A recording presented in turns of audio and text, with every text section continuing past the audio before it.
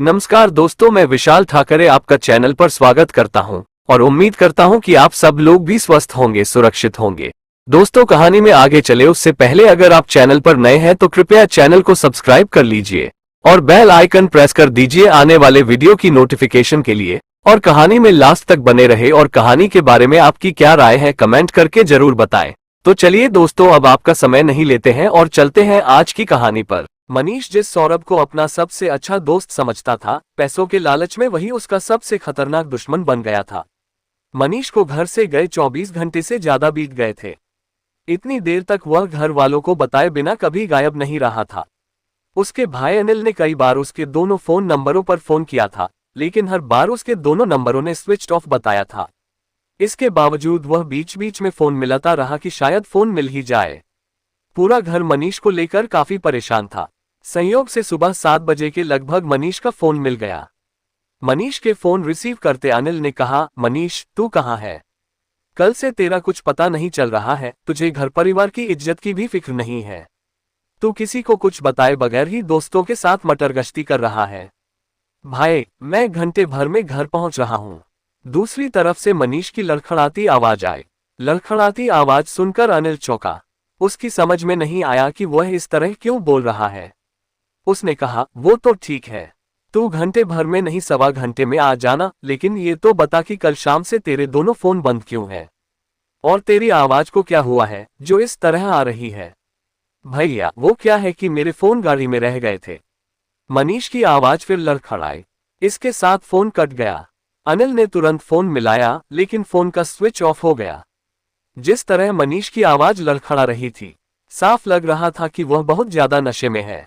24 वर्षीय मनीष संगत की वजह से शराब भी पीने लगा था। इसलिए अनिल ने तय किया कि उसके आते ही वह उससे बात करेगा कि वह अपनी आदत सुधारेगा या नहीं। जिस समय अनिल मनीष से फोन पर बातें कर रहा था, उस समय उसकी मां और घर के अन्य लोग भी वहीं बैठे थे। मनीष से हुई बातचीत अनिल ने घर वालों को बताई तो वे और ज्यादा परेशान हो उठे। उन्हें चिंता होने लगी कि वह गलत लोगों के साथ तो नहीं उठने बैठने लगा। चूंकि अनिल की मनीष से बात हो चुकी थी, इसलिए वह ये सोचकर अपनी दुकान पर चला गया कि घंटे 2 घंटे में मनीष घर लौट ही आएगा। अब वह शाम को उससे बात करेगा। शाम के 5 बज गए, लेकिन न तो मनीष घर आया और न ही उसका कोई फोन ही आया। बूढ़े पिता ओम प्रकाश गुप्ता बेटे की चिंता में पिछली रात भी नहीं सो पाए थे। बेटे को लेकर सारी रात उनके मन में उल्टे सीधे विचार आते रहे। अब दूसरा दिन भी बीत गया था और उसका कुछ पता नहीं चल रहा था। अनिल दुकान से जल्दी ही घर आ गया था। वह मनीष के कुछ दोस्तों को जानता था। उसने उनसे भाई के बारे में पूछा, लेकिन उनसे उसके बारे में कोई खास जानकारी नहीं मिली। 12 फरवरी को जब मनीष घर से निकला था तो बड़ी बहन शशि ने उसे फोन किया था। तब उसने कहा था कि वह मोंटी के मेडिकल स्टोर पर बैठा है और आधे घंटे में घर आ जाएगा। मोंटी उर्फ मुकेश शर्मा का मेडिकल स्टोर लंगड़े की चौकी में था। अनिल अपने भाई राजीव के साथ मोंटी की दुकान पर पहुंचा। जब अनिल ने मोंटी से मनीष के बारे में पूछा तो उसने कहा, मनीष कल दोपहर को यहाँ आया तो था, लेकिन घंटे भर बाद मोटरसाइकिल से चला गया था। यहाँ से वह कहाँ गया यह मुझे पता नहीं। वहां से निराश होकर दोनों भाई मनीष की अन्य संभावित स्थानों पर तलाश करने लगे, लेकिन उसका कहीं कुछ पता नहीं चला। थकहार कर दोनों भाई रात 11 बजे तक घर लौट आए। बीच बीच में वह मनीष को फोन भी मिलाते रहे, लेकिन उसके दोनों फोन स्विच ऑफ ही बताते रहे। किसी अनहोनी की आशंका से घर की महिलाओं ने रोना पीटना शुरू कर दिया। किसी की समझ में नहीं आ रहा था कि मनीष ऐसी कौन सी जगह चला गया है जहां से उससे फोन पर बात नहीं हो पा रही है। खैर, जैसे तैसे रात कटी। अगले दिन पूरे मोहल्ले में मनीष के 2 दिनों से गायब होने की खबर फैल गई। मोहल्ले वाले गुप्ता के यहाँ सहानुभूति जताने के लिए आने लगे।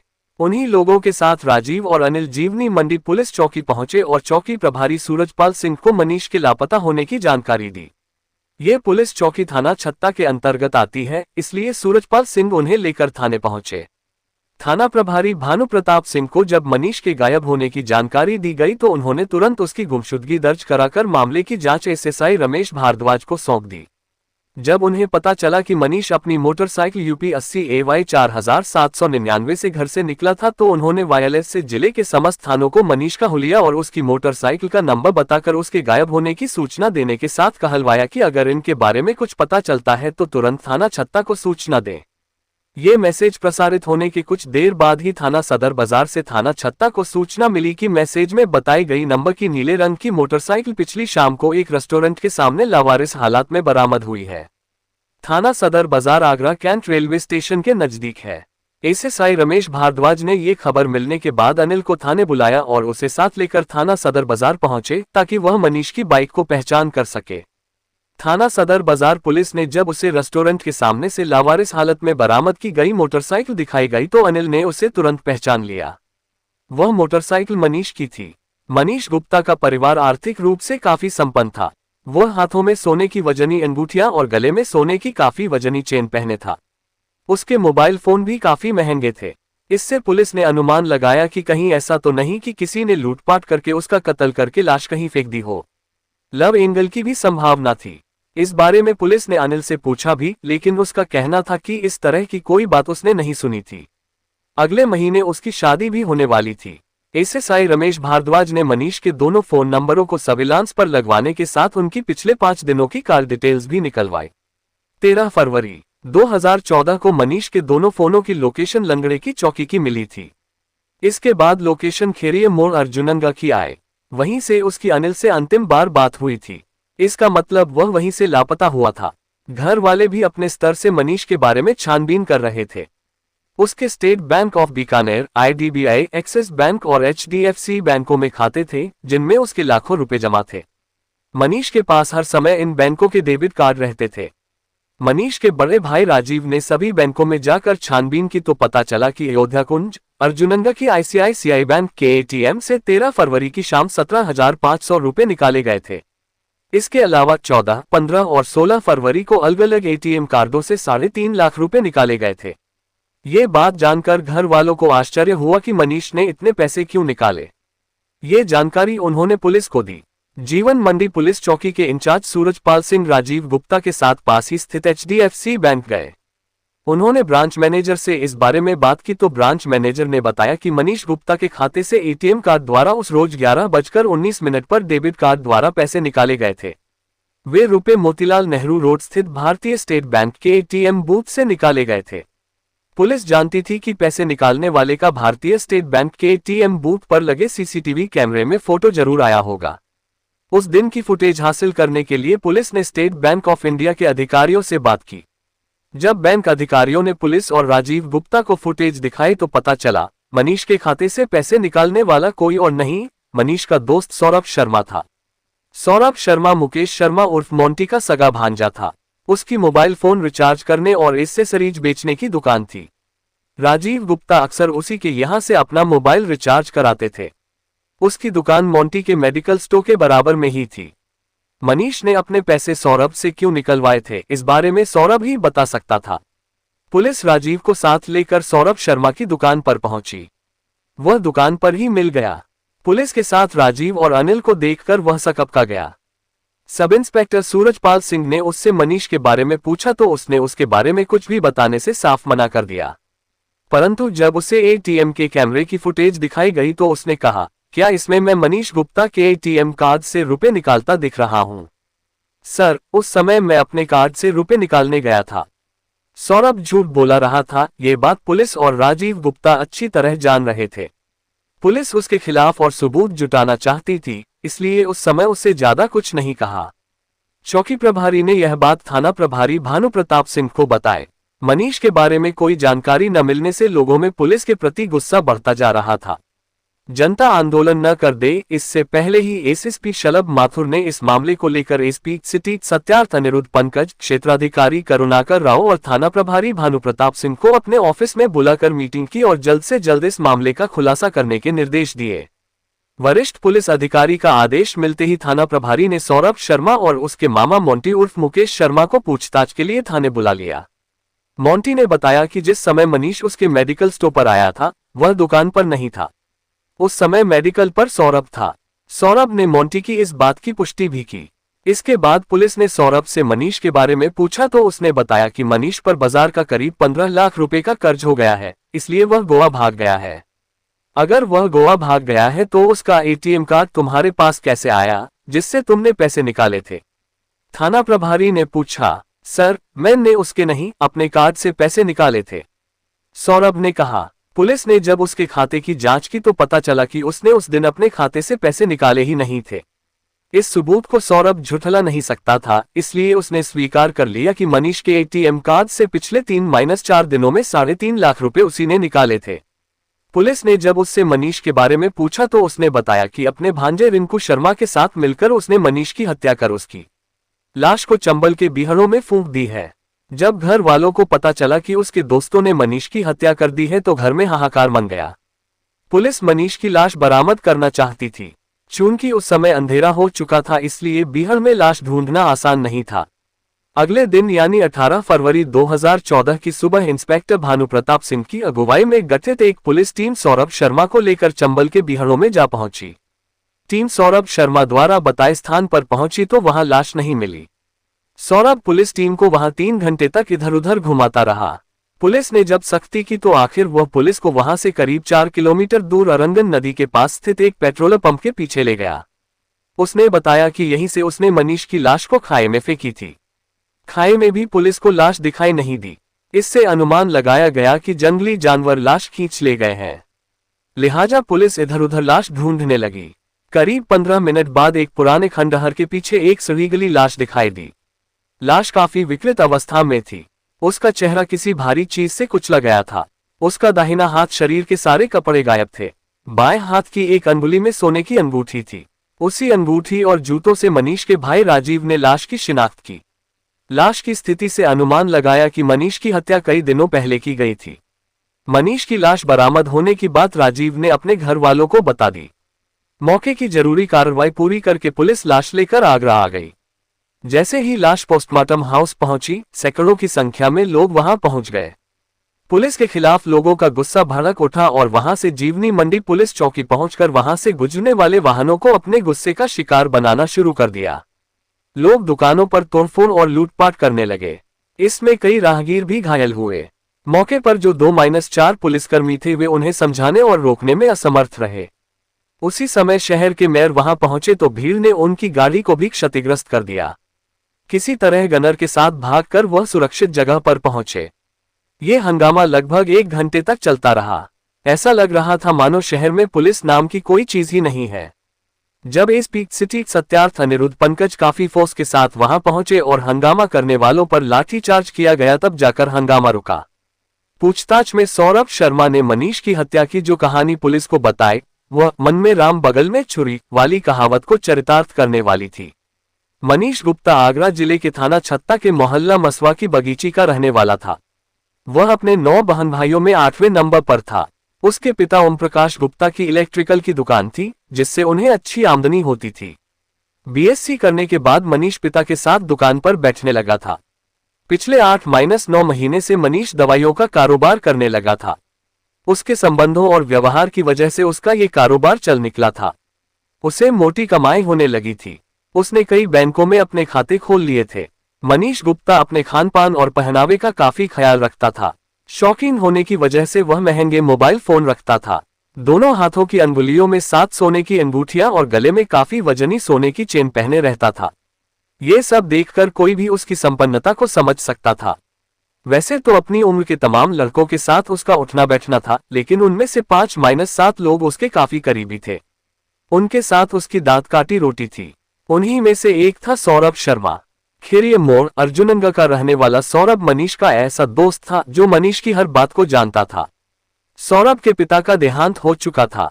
वह अपने परिवार के साथ किराए के मकान में रहता था। उसके मामा मोंटी उर्फ मुकेश शर्मा का लंगड़े की चौकी में मेडिकल स्टोर था। इसके अलावा मोंटी प्रॉपर्टी डीलिंग का काम भी करता था।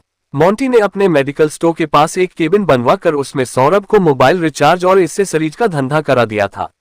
मनीष मोंटी के मेडिकल स्टोर पर दवाएं सप्लाई करता था, इसलिए वहां आने पर सौरभ से अपना मोबाइल फोन रिचार्ज करा लेता था। सौरभ मनीष के हमउम्र था, इसलिए उसकी उससे दोस्ती हो गई। सौरभ काफी तेज तर्रार था। उसी की मार्फत मनीष ने आईसीआईसीआई और एचडीएफसी बैंकों में खाते खुलवाए थे। मनीष को उस पर इतना विश्वास हो गया था कि कई बार उसने अपने खातों में मोटी रकम जमा कराने के लिए सौरभ को भेज दिया था। सौरभ और मनीष बेशक गहरे दोस्त थे, लेकिन दोनों के स्तर में जमीन आसमान का अंतर था।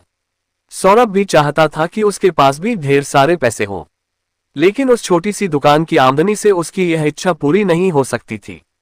लिहाजा उसने अपने धनवान दोस्त की दौलत के सहारे अपनी इच्छा पूरी करने की योजना बनाई। उस योजना में उसने अपने भांजे रिंकू को भी शामिल कर लिया। रिंकू की स्थिति भी सौरभ जैसी ही थी। दोनों ने सलाह मशविरा करके मनीष के पैसे हड़पने की एक फूल प्रूफ योजना बना डाली। 13 फरवरी 2014 को दोपहर के समय मनीष घर से खा पी कर अपनी मोटरसाइकिल से मोंटी के मेडिकल स्टोर पर पहुंचा। उस समय मोंटी अपनी दुकान पर नहीं था, सौरभ ही वहां बैठा था। सौरभ ने मनीष से अपनी प्रेमिका से मिलवाने की बात कही। पहले तो मनीष ने टाल दिया, लेकिन बार बार कहने पर मनीष तैयार हो गया। तब सौरभ ने मनीष को अर्जुननगर अपने घर के पास भेजकर इंतजार करने को कहा।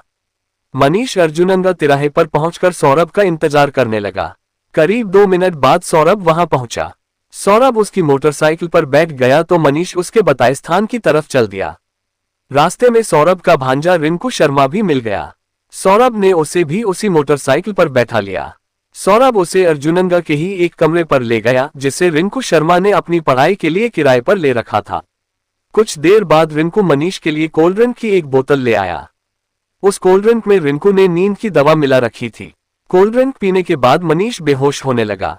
तब तक अंधेरा हो चुका था। मनीष की आंखें झपकने लगी तो सौरभ अपने असली रूप में आते हुए बोला, मनीष, मैंने तुम्हें किडनैप कर लिया है। अगर तुमने मेरी बात नहीं मानी तो तुम्हें काटकर किसी नाले में फेंक दिया जाएगा। मनीष जानता था कि उसका दोस्त सौरभ गुस्सैल और लड़ाकू है, लेकिन उसे यह पता नहीं था कि वह पैसों के लिए इतना गिर सकता है। उसकी जान खतरे में थी। वह बेहोशी की तरफ बढ़ रहा था। फिर भी जान खतरे में देखकर उसने हाथ जोड़कर सौरभ से पूछा, तुझे क्या चाहिए भाई? मुझे बता दे, मैं तुझे वह सब कुछ दे दूंगा। फिलहाल तो तू अपनी जेब में रखे सभी एटीएम कार्ड्स मुझे देकर उनके पिन नंबर बता दे। अर्धबेहोशी की हालत में भी मनीष समझ रहा था कि अगर उसने एटीएम कार्ड्स और पिन नंबर नहीं दिए तो ये दोनों उसके साथ कुछ भी कर सकते हैं। लिहाजा उसने अपने सभी एटीएम कार्ड्स उसे सौंपते हुए उनके पिन नंबर बता दिए। इसके थोड़ी देर बाद मनीष पूरी तरह बेहोश हो गया। मनीष के बेहोश होते ही सौरभ ने उसी शाम एक एटीएम कार्ड का इस्तेमाल करके पास के ही आईसीआईसीआई बैंक के एटीएम से 7,500 रुपए निकाल लिए। उस समय रिंकू मनीष की निगरानी कर रहा था।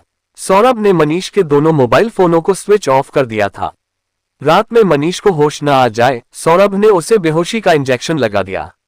मनीष के परिवार वालों को गुमराह करने के लिए अगले दिन सुबह सौरभ ने उसके दोनों फोन चालू कर दिए। दूसरी ओर मनीष के गायब होने से उसके घर वाले परेशान थे। इस बीच जब मनीष के भाई अनिल का फोन आया तो मनीष होश में नहीं था। फिर सौरभ ने उसे पहले ही बता दिया था कि उसे फोन पर क्या कहना है, इसलिए फोन रिसीव करके मनीष ने वही कहा जो सौरभ ने कहने के लिए कहा था। भाई से बात कराने के बाद सौरभ ने उसे पुनः बेहोशी का इंजेक्शन लगा दिया। उसके बाद दोनों मोबाइल फिर बंद कर दिए। उन्होंने उसके हाथों की अंगूठियां और गले से चेन निकाल ली। योजना के अनुसार उन्होंने एक ही अंगूठी छोड़ दी थी। अब वह उसे ठिकाने लगाने योजना बनाने लगे। योजनानुसार 14 फरवरी 2014 की सुबह करीब 9:30 बजे रिंकू अरनौटा गांव जाने को कहकर एक टेम्पो ले आया। ये गांव चंबल के बीहड़ में पड़ता है। अर्धबेहोशी की हालत में उन दोनों ने मनीष को उस टेम्पो में बैठा दिया। सौरभ मनीष के साथ टेम्पो में बैठ गया तो रिंकू मनीष की मोटरसाइकिल लेकर टेम्पो के पीछे पीछे चलने लगा। अरनौटा गांव के पास सुनसान जगह पर मनीष को टेम्पो से उतारकर उन्होंने मोटरसाइकिल पर बैठा लिया और बसई अरेला गांव के नजदीक आंगन नदी के पेट्रोल पंप के पीछे की झाड़ियों में जा पहुंचे। वहां उन्होंने उसकी गला दबाकर हत्या कर दी। मनीष की शिनाख्त न होने पाए इसके लिए उन्होंने उसके कपड़ों व चेहरे पर तेजाब डालकर उसे जला दिया। तेजाब वे अपने साथ लेकर आए थे। मनीष के दाहिने हाथ को पत्थर पर रखकर दूसरा भारी पत्थर पटककर उसके उस हाथ को शरीर से अलग कर दिया। दूसरे हाथ की भी सारी अंगुलियां तोड़ दी। एक अंगूठी इन लोगों ने जानबूझकर उसकी अंगुली में छोड़ दी थी कि अगर पुलिस को लाश मिल भी जाए तो वह उसे प्रेम प्रसंग के चलते नफरत में की गई हत्या समझे, लूट की वजह से नहीं। वहां से चलने से पहले सौरभ और रिंकू ने एक भारी पत्थर उठाकर मनीष के सिर पर दे मारा। मनीष की खोपड़ी कई टुकड़ों में बंध गई। लाश को बुरी तरह क्षतिग्रस्त करने के बाद दोनों ने उसे 40-50 फुट नीचे गहरी खाई में फेंक दी और फिर आगरा लौट आए। फतेहाबाद रोड स्थित एटीएम से 1,10,000 रुपए अलग अलग कार्डों के जरिए निकाल लिए। इसके बाद उन्होंने मनीष की motorcycle Agra Cantt railway station के बाहर खड़ी कर दी और घर चले गए। सौरभ ने मनीष एटीएम कार्डों से कुल 3.5 लाख रुपए निकाले। मनीष के गहने और एटीएम से निकाले रुपए दोनों ने आपस में बांट लिए। मनीष की मोटरसाइकिल आगरा कैंट स्टेशन के बाहर जीआरपी ने बरामद करके इसकी सूचना थाना सदर बाजार को दे दी थी, जिसे बाद में मनीष के भाई ने पहचान लिया था। सौरभ और रिंकू के खिलाफ भादमवी की धारा 364, 302, 201 के तहत मामला दर्ज कर लिया गया। इसके बाद उसे न्यायालय में पेश किया, जहां से उसे जेल भेज दिया गया। दूसरे अभियुक्त रिंकू की गिरफ्तारी के लिए कई जगहों पर दबिश डाली गई, लेकिन वह नहीं मिल सका। कथा संकलन तक वह फरार था। पुलिस उसे सरगर्मी से तलाश रही है। मामले की विवेचना एएसआई रमेश भारद्वाज कर रहे हैं। दोस्तों, कहानी को लास्ट तक सुनने के लिए आपका तहे दिल से धन्यवाद। उम्मीद है कि कहानी में कुछ भी ऐसा नहीं होगा जो आपको अटपटा लगा हो। कहानी के बारे में आपकी क्या राय है, कमेंट करके जरूर बताएं, क्योंकि आपके कमेंट्स मेरे लिए बहुत मायने रखते हैं। तो चलिए दोस्तों, मिलते हैं फिर कल एक नई क्राइम की सच्ची कहानी के साथ। तब तक के लिए अपना ख्याल रखें। जय हिंद दोस्तों, जय भारत।